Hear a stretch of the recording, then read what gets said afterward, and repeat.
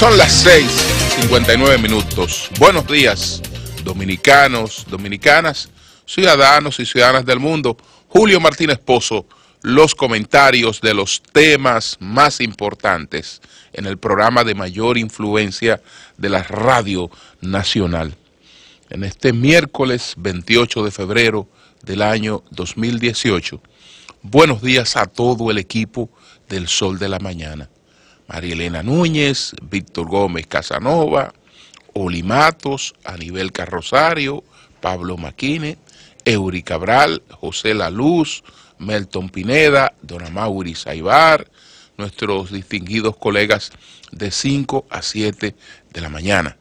Buenos días Humberto Paniagua, Andrés Martínez, Yuri Rodríguez, Luis Ramírez, Daris Terrero, Joselito Félix. En Santiago de los Caballeros, Ramón Paulino, así late la ciudad corazón. Manuel González Manegonte, nuestro catedrático del sector agropecuario. Buenos días a Rafael Díaz, nuestro cronista deportivo. Helen Hill, nuestra productora. Sonia Patiño, nuestra coordinadora. Buenos días a Joa Bernal, buenos días a todo el equipo de Señales TV. Buenos días a todos y a todas.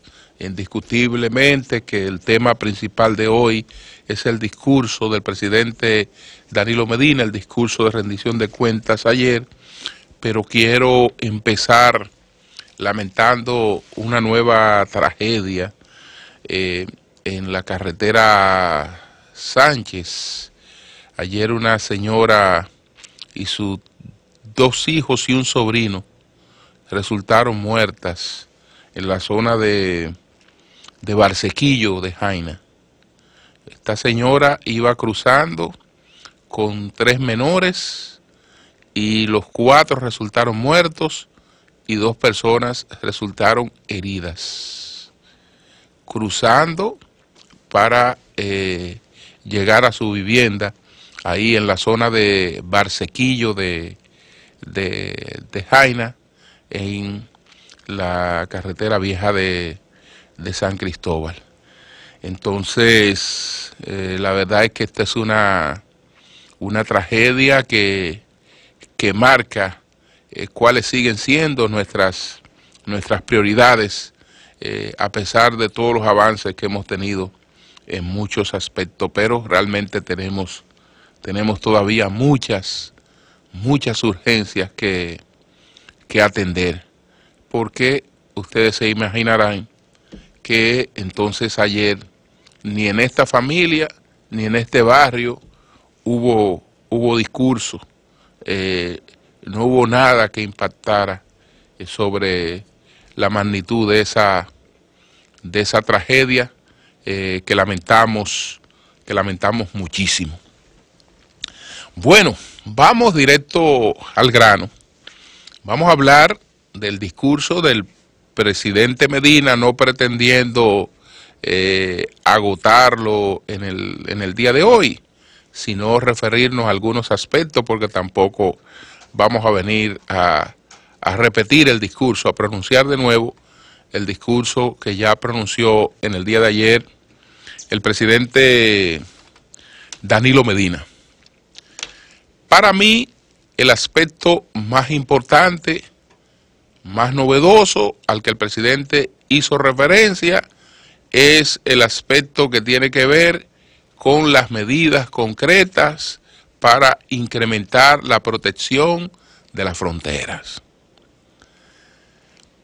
Esa fue lo más importante, porque era lo que contenía el discurso de primicia, porque hay otras informaciones muy importantes que el presidente manejó, pero son informaciones que han estado en el debate público.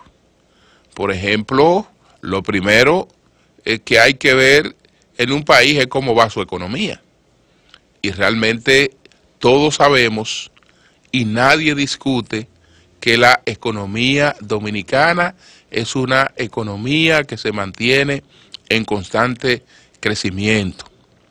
Y por eso el año pasado, que fue un año muy crítico para el gobierno, ese año estuvo muy lejos de desembocar en una crisis política, porque para que se produzca una crisis política tiene que producirse también un descalabro de la economía, y la economía dominicana realmente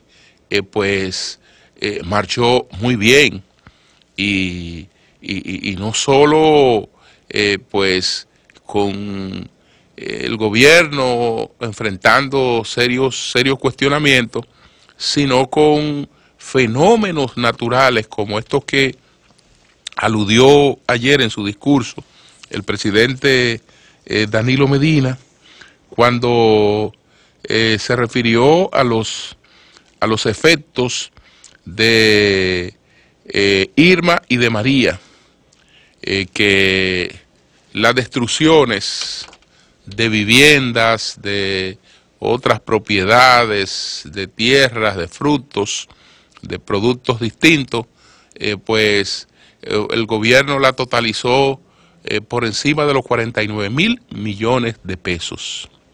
Entonces, una economía cuyo sector agropecuario recibe un golpe, y la población más vulnerable recibe un golpe sobre los 49.000 millones de pesos. Pese a esa situación, esa economía ha mostrado un crecimiento de 4.6% de su Producto Interno Bruto. Ese es un hecho concreto que habla de la fortaleza de la economía dominicana. Y hay otros datos que citaba el presidente ayer.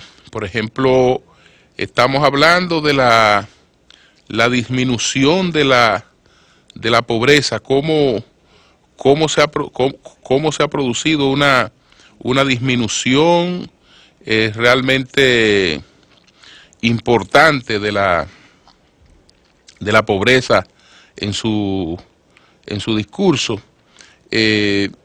la baja de la tasa de inflación, la baja de la tasa de los homicidios. Entonces, en cuanto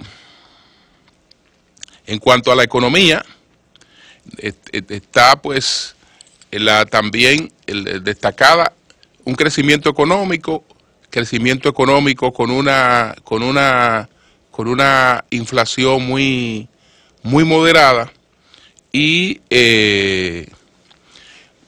otros aspectos que no tocó, que tal vez debió haber hecho referencia a la preocupación que hay sobre el asunto de la sostenibilidad, de la economía dominicana por el tema del endeudamiento. Esa parte lamentablemente no estuvo presente en su discurso, y eso está expresando una preocupación que está, y la leí ayer en el informe del Fondo Monetario Internacional, que es un informe auspicioso, porque realmente reconoce los logros que el gobierno ha tenido en el incremento de las recaudaciones y en otros aspectos, pero lo que plantea es que al mediano plazo, realmente el tema del endeudamiento se hace insostenible. Entonces, bueno, si vemos datos así en sentido general, el turismo Estamos hablando de 6.2 millones de turistas que visitaron la República Dominicana sin el millón de cruceristas.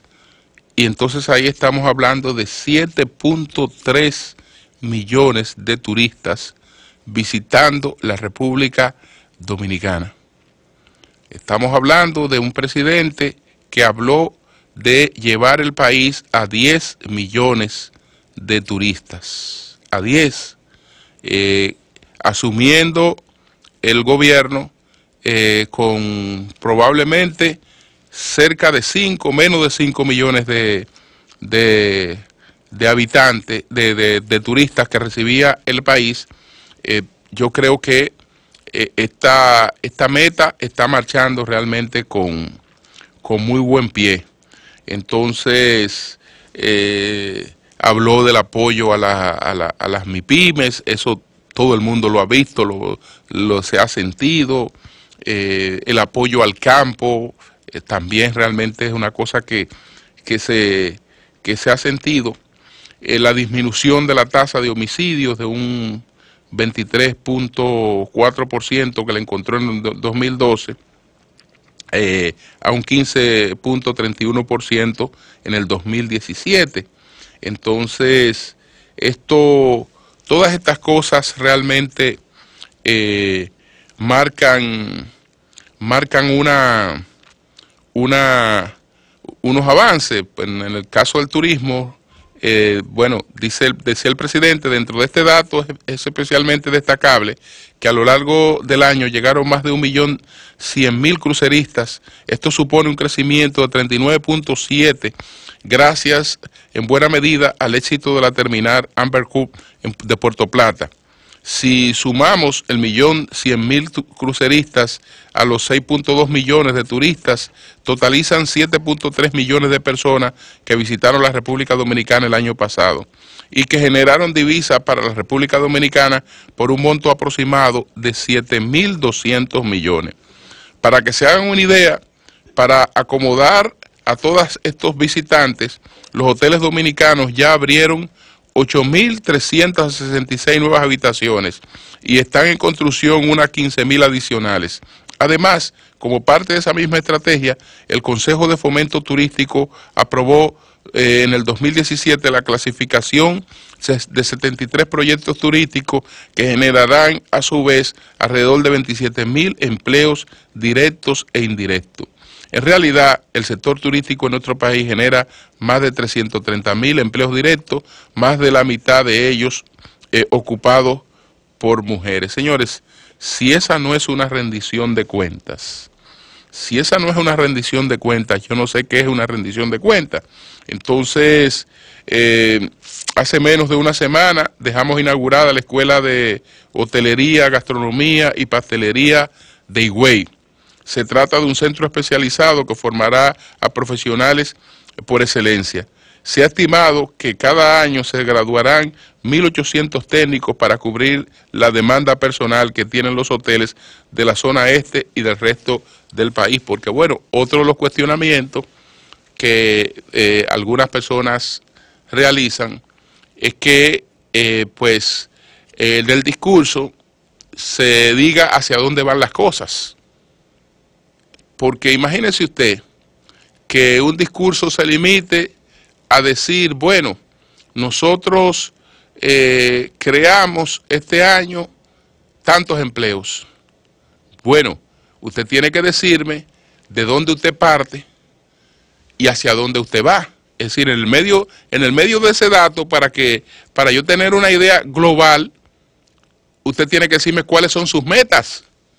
Y desde luego que las metas suyas no se van a cumplir en un año, pero tiene que enumerar las metas. Entonces, si no realmente no hay una idea, no hay una idea completa. Es decir, ¿cómo diablos usted habla de un tema y deja el tema chueco y no dice hacia dónde usted se propone que las cosas caminen? Es decir, ¿qué es lo que usted vislumbra hacia el futuro? ¿Hacia dónde vamos con eso? Yo creo que eso es clave para que el mensaje pues le pueda dar a la gente una idea completa de las cosas. Cosas como esta, por ejemplo.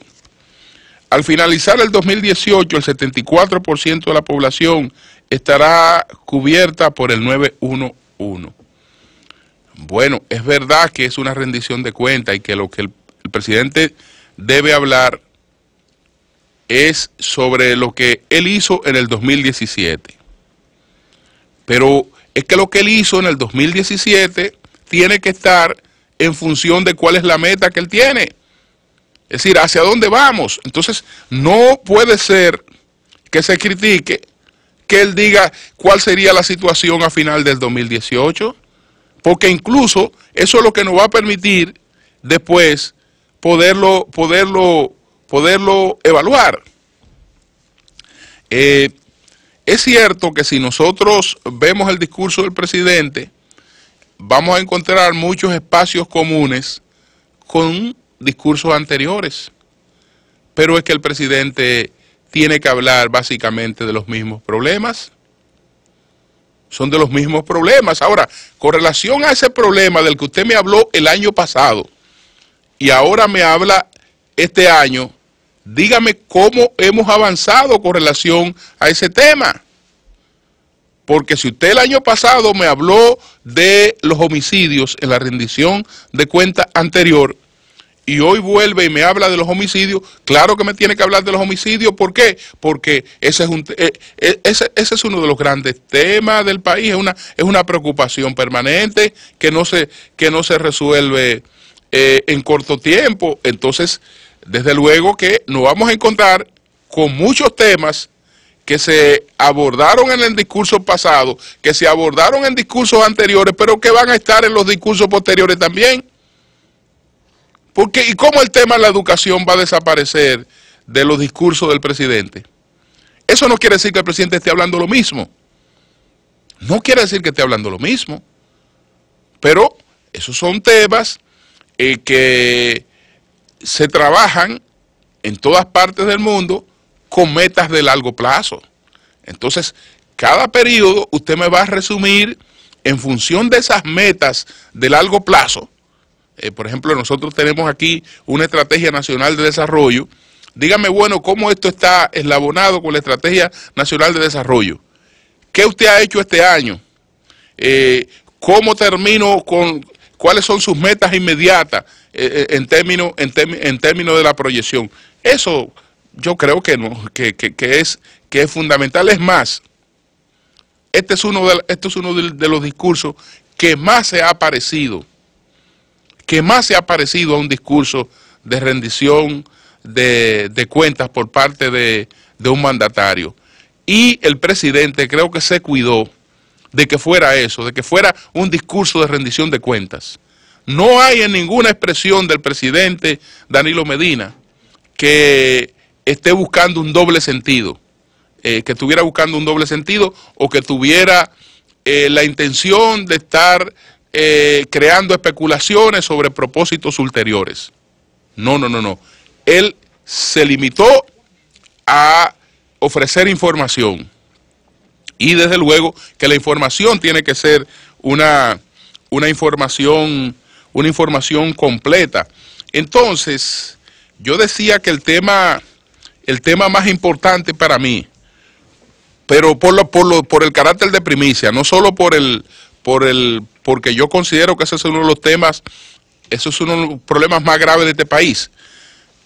Ahora digo que lo de la frontera fue lo más importante del discurso, repito, por lo novedoso, porque muchas de las otras informaciones importantes que el presidente sirvió en este discurso de ayer, ya eran informaciones que la habíamos manejado, que la conocíamos.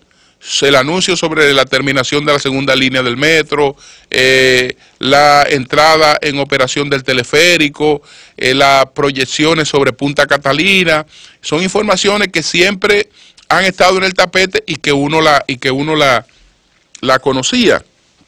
Entonces, realmente me gustó lo que él planteó de del tema de la frontera cuando dice que los dominicanos tenemos nuestro propio proyecto de nación.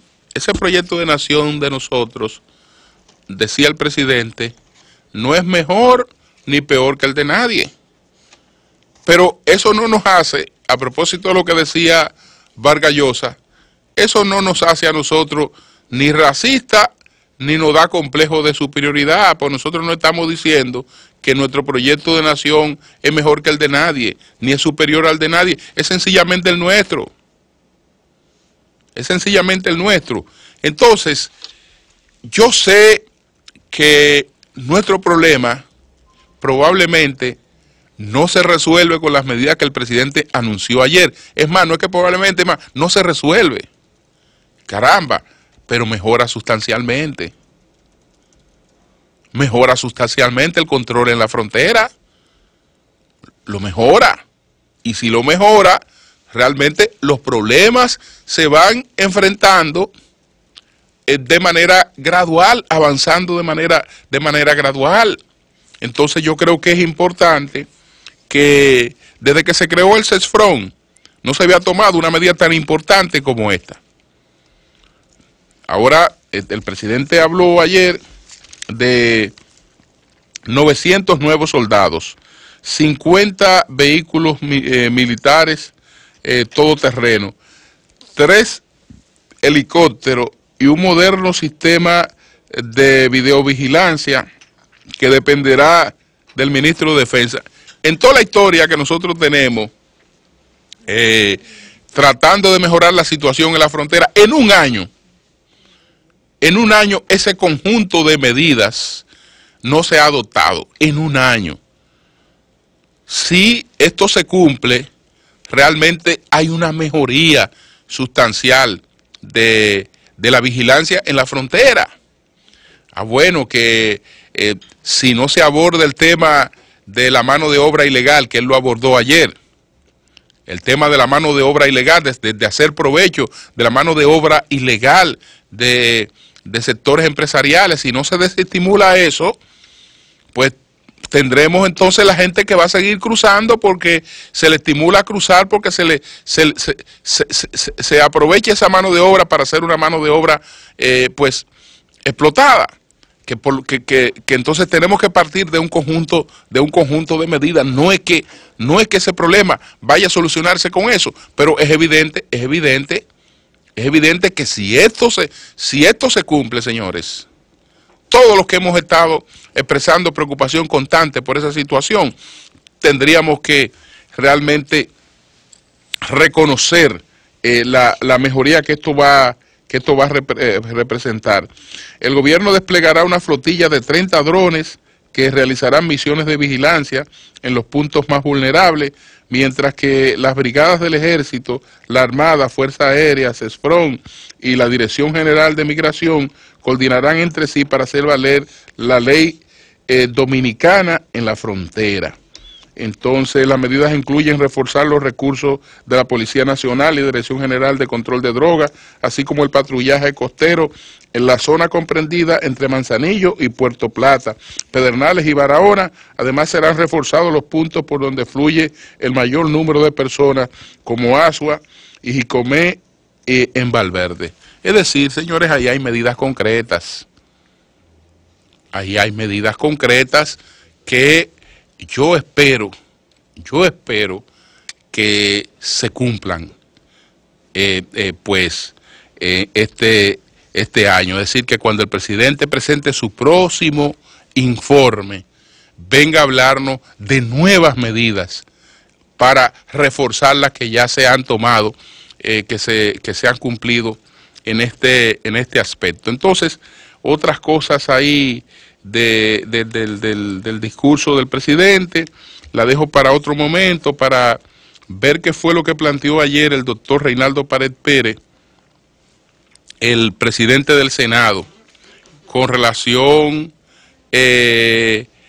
a uno de los temas que probablemente ha estancado la ley de partido, el asunto de que un sistema único de elección de las autoridades y los candidatos de los partidos, pues es considerado como inconstitucional y como ilegal.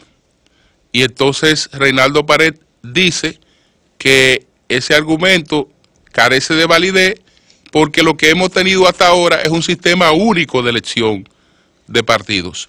Vamos a ver qué fue lo que expresó el doctor Reinaldo Pared ayer, el presidente de la Asamblea Nacional. Él decía, ese proyecto, refiriéndose al proyecto de ley de partido, ese proyecto fue ampliamente conocido, consultado, discutido y debatido por una comisión bicameral en centenares de horas de estudio que, al no poder rendir el informe correspondiente por causas ajenas a la voluntad de sus integrantes y habiendo transcurrido 2 legislaturas para su aprobación, el mismo perimió o lo que es igual, transcurrió el tiempo que acuerda la Constitución para la sanción de todo proyecto de ley, por cuya razón y apelando a su derecho a iniciativa en asuntos electorales, fuera introducido a principios del presente mes de febrero por la Junta Central Electoral vía el Senado de la República. Habiendo sido apoderado de nuevo el Senado para el conocimiento y aprobación del indicado proyecto de ley, aprovecho la ocasión para informar a los presentes y a la opinión pública en sentido general que en la primera y próxima sesión que deberá celebrar la semana entrante el Pleno de dicha Cámara Congresual, propondremos la integración de una comisión especial de senadores, conformada en su mayoría por aquellos que formaron parte de la citada comisión bicameral, cuestión esta que permita conocer más rápida y ágilmente dicho proyecto y pueda ser aprobado el mes que viene para su posterior envío a la Cámara de Diputados. En relación con este mismo tema, es decir, el proyecto de ley de partidos y agrupaciones políticas, y debido al interés que el mismo ha despertado en amplios sectores de opinión, en el que algunos de sus temas han sido dilucidados y debatidos públicamente, como es el referente a un sistema de primarias abiertas o cerradas para la escogencia de candidatos por los partidos políticos, en los últimos días se han producido planteamientos en el sentido de que el establecimiento de dicho proyecto de un sistema único de elección de candidaturas a cargos públicos selectivos sería ilegal e inconstitucional. Debo decir que ello adolece del más mínimo vestigio de veracidad y que choca frontalmente con la realidad de lo que ha existido en el ordenamiento legal y electoral de nuestro país hasta la fecha. Pues como demostraremos a continuación, siempre ha existido, óigase bien, siempre una sola y única modalidad para la escogencia de los candidatos a cargos públicos electivos, como lo es la convención de delegados. Veamos. A raíz del derrocamiento de la dictadura de Rafael Leónidas Trujillo Molina en el año de 1961 y del restablecimiento del régimen democrático en la República Dominicana el 3 de mayo de 1962, fue aprobada y puesta en vigencia una ley electoral para organizar elecciones libres y democráticas, la cual fue marcada con el número 5.884 y la que se mantuvo vigente hasta el año de 1997. En esa ley, la 5.884, al tratar lo concerniente a la presentación de candidaturas a cargos públicos electivos, exigía en su artículo 79 lo siguiente: la nominación de los candidatos a cargos electivos que hayan de ser propuestos por un partido político reconocido e inscrito deberá ser hecha por el voto afirmativo de la mayoría de los delegados a las convenciones regular y públicamente convocadas y celebradas. Dichas convenciones deberían estar constituidas de conformidad con las disposiciones que a ese respecto habrán de contener sus estatutos.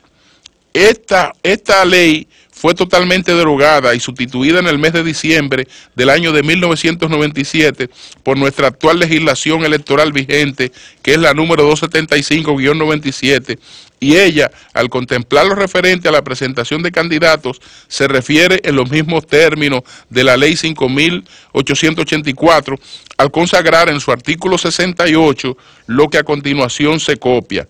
La nominación de los candidatos a cargos electivos que hayan de ser propuestos por un partido político reconocido e inscrito debe ser hecha por el voto afirmativo de la mayoría de los delegados a las convenciones regulares y públicamente celebradas 3 días, por lo menos, después de haber sido convocada por medio de aviso público. Usted sabe que en el país siempre ha reinado una gran confusión después que Peña Gómez introdujo el sistema de las primarias. Después que introdujo el sistema de las primarias, la gente cree que el mecanismo legal para escoger los candidatos en el país son las primarias. Y el mecanismo para escoger las primarias son un mecanismo democrático de los partidos, pero no tienen que ver nada con la ley. Nada con la ley. La ley lo que le exige al partido es una asamblea de delegados. Es decir, que lo que estaba planteando Reinaldo ayer es que existe un sistema único. ¿Por qué? Porque no hay candidato que pueda ser escogido de una manera distinta a esa. No es que el PLD tiene un mecanismo y que el PRM tiene un mecanismo, que el Reformista tiene un mecanismo. No, no, no. Todos tienen un mecanismo único de escogencia de los candidatos hasta ahora, que es a través de una asamblea de delegados. Que un partido político, bueno, yo quiero hacer una primaria abierta y que venga el padrón y ahí yo cojo mi candidato. Sí, usted lo que escoge es la persona que usted va a presentar en esa asamblea de delegados, para que esa asamblea de delegados le escoja como candidata presidencial. Hasta ahora eso es lo que ocurre, no es otra cosa.